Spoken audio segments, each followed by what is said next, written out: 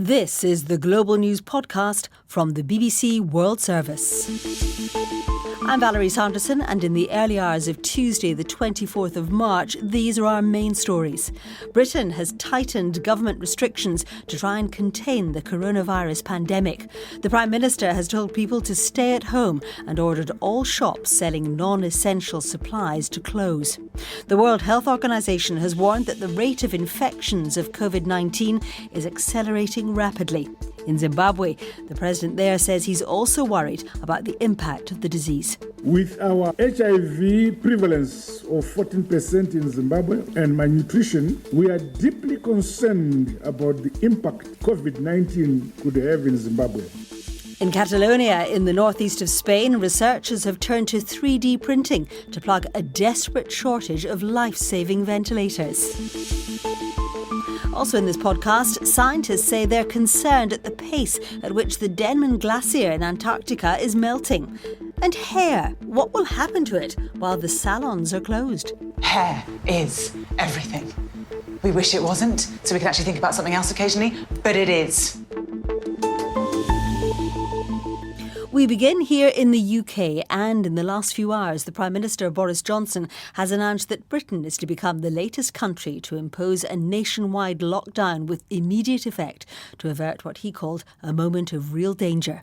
Everyone in Britain will have to stay at home, only leaving to shop for basic needs, take one form of exercise per day, fulfil any medical needs, or travel to a place of employment if working from home is impossible. As in Germany, gatherings of more than 2 people outside the home are now forbidden. Mr Johnson said no Prime Minister wanted to take such action, but the way ahead would be hard and many more lives would be lost. He said the coronavirus was the biggest threat the UK had faced for decades, and it wasn't alone. I know that as they have in the past, so many times, the people of this country will rise to that challenge and we will come through it stronger than ever. We will beat the coronavirus, and we will beat it together. And therefore, I urge you, at this moment of national emergency, to stay at home, protect our NHS, and save lives. I asked our political correspondent Rob Watson, why now? I think 3 reasons, really. One that you just heard. I mean, quite often you have to decode politicians, don't you, Valerie? But I don't think there's much decoding required here.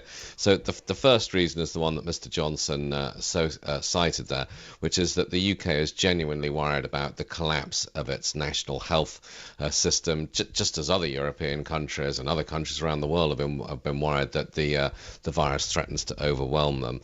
I mean, the second one, which is connected to the first, is just absolute concern about the numbers of deaths rising, because although it's still relatively low in the UK, infections are going up, death rate is going up. And then the third one I think is partly about political pressure, both here in the UK and abroad, this sort of idea that maybe Britain didn't want to be seen as some kind of outlier and was imposing the same kind of immensely severe restrictions as other countries in a similar position. Yes, because the UK is following other countries, and even so, this lockdown is not the most serious that's been introduced in other places.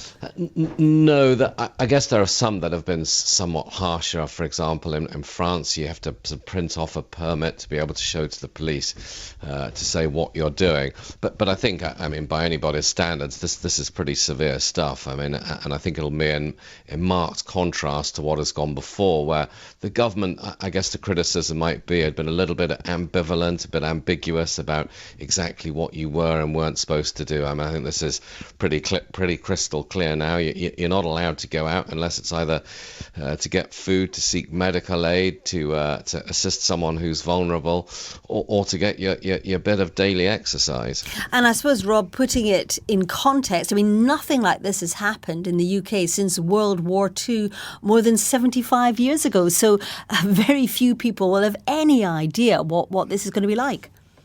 Absolutely, it's totally unprecedented. And actually, Valerie, even in wartime, it wasn't like this, because in wartime, the governments in the UK and other countries affected, they didn't shut down the economy.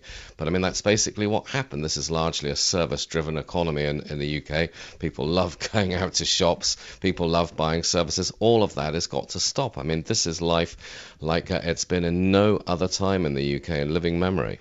Rob Watson.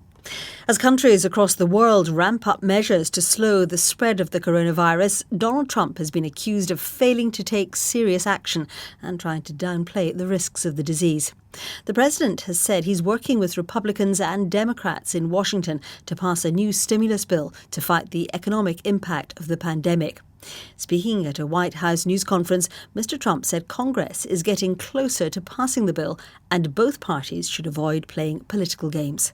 We cannot let the cure be worse than the problem itself. We're not going to let the cure be worse than the problem. At the end of the 15-day period, we'll make a decision as to which way we want to go, where we want to go, the timing, and essentially we're referring to the timing of the opening, essentially the opening of our country, because we have it pretty well shut down in order to get rid of this invisible enemy. Our correspondent Barbara Plett-Usher gave us this assessment from Washington. Well, he started by noting that there were fewer journalists in the room because they're social distancing more, because somebody